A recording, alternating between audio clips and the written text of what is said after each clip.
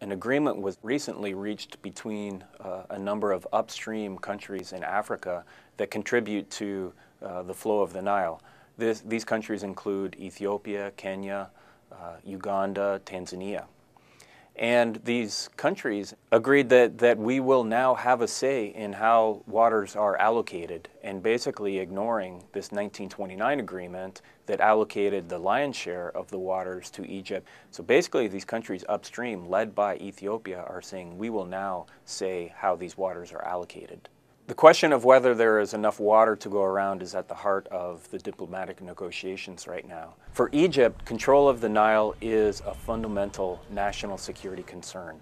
And if waters of the Nile were diverted upstream by Ethiopia or any other country, this would fundamentally threaten Egypt's national security, and Egypt would be compelled to act. Ethiopia for decades has said, you know, we need to have access to these waters, which is in our territory, to fulfill our own development needs. Now, representatives of all of these governments, including the Egyptians, the Sudanese, the Ethiopians, the Kenyans, they are holding diplomatic negotiations, essentially, to try to kind of bring the matter down from possible, military options to some kind of diplomatic solution. In the immediate, the threat of war is not imminent, and diplomatic negotiations involving all of the stakeholder countries will continue in the immediate term.